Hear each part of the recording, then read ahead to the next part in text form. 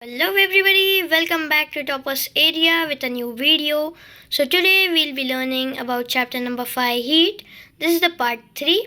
So let us continue without wasting any time. So let us continue. Heat energy brings about chemical change. A large number of chemical reactions take place when the reactants are heated. As we will learn in chemistry, in the chapter named The Language of Chemistry, reactants are the substances which take part in the chemical reaction. Okay? Excuse me. So, many chemical reactions take place when these reactants are heated. The heat energy breaks the original bonds between the atoms of elements, with the result that they form new bonds and hence new products.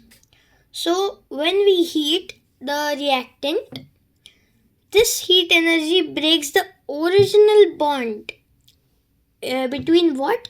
The atoms of the element take iron. So, with the result that forms a new bond and hence a new product is formed. Okay. For example, calcium carbonate, which is marble, on strong heating changes into calcium oxide and carbon dioxide. Similarly, potassium chlorate on heating decomposes to form potassium chloride and oxygen gas. Okay, so when we heat substances like charcoal, paper, or wood, etc., in air, they catch fire. In fact, the above mentioned substances undergo a chemical change with the formation of carbon dioxide and water vapor and release a large amount of heat energy and light energy. The burning of substances in air on heating with the release of large amount of heat and light energy is called combustion, and the substances which burn easily in air or oxygen are called flammable substances or combustible substances. So don't get confused between combustion and flammable substances. Mainly flammable substances are the objects which are burnt, and combustion is the burning of the substance, means the burning of the object in air or oxygen with the release of very large amount, we can say large amount of heat and light energy. Some examples of flammable substances are paper, wood, charcoal, coal, petrol, diesel, kerosene oil, cooking gas, LPG, alcohol, natural gas, CNG, and these are the examples of flammable or combustible substances. The opposite of flammable is the substances which do not catch fire on heating in air or oxygen are called non-flammable substances. Examples are metals like iron, gold, silver, etc. do not burn easily in air and hence are in non-flammable substances. Glass, mica, asbestos, sand, stone, etc. are other examples of incombustible or non-flammable substances. So let us now learn about the sources of heat energy. First is the sun. Sun is the most, you can say, sun is the most largest amount or enormous amount of heat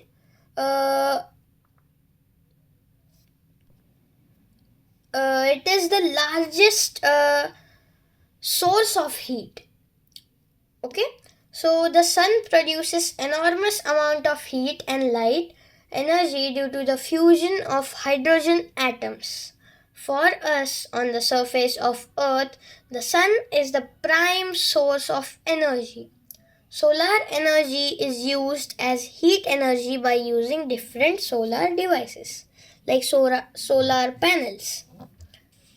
Now, second, earth. The earth is very hot from inside. In the volcanic regions, water is pumped deep into the earth with the help of pipes. This water changes into superheated steam, which is used as heat energy for different purposes. Now, third, wood and biomass. Wood produces heat energy on burning. So when you burn I'm really sorry. When you burn wood, it produces a lot of heat. Uh, in winter season, you collect many wood sticks, keep it as a pile, keep that wood as a pile, and then burn it. And you sit nearby it so you can get heat energy. Means you are feeling hot near the wood when it is burnt. Okay? So, biomass consists of dried leaves, cow dung, or any other non usable product of animal or vegetable life. So mainly biomass is nothing but the waste product. Okay? The biomass is converted into combustible gases such as methane in the gobar gas plant. In India, gobar gas plants can be very large source of energy. The last one is coal and petroleum. Coal and petroleum were formed in prehistoric times when large parts of forests got burnt under the surface of the earth. These forests changed into coal or petroleum over millions of years due to slow action of heat and pressure of the earth. Coal and petroleum are sometimes called fossil fuels.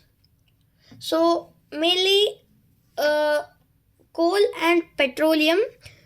Petrol is the properly purified form of petroleum. Petroleum is having some impurities which we cannot use in our vehicles. So petroleum and coal was found very early life when the forests were burnt. So these forests, due to heat and pressure of earth, coal and petroleum were sometimes produced, and these are called as fossil fuels. Why? Because they are obtained from the remains of dead plants and animals. On burning, coal and petroleum produce heat. So let's see the units of heat. The unit of heat and energy are same. The SI unit of heat is joule and CGS unit is ERG. 1 joule is equal to 10 raised to 7 energy. Yes. Heat is also measured in calories. 1 calorie is the amount of heat energy required to raise the temperature of 1 gram of water to 1 degree Celsius. 1 kilocalorie is equal to 1000 calories. Calorie and joule are related as follows. 1 calorie is equal to 4.2 joules. So with this we complete the unit 1 of chapter number 5, heat, which is heat energy and its general effects. So in the next video we'll be learning about the unit number 2, which is temperature and its measurement. So, till then, goodbye.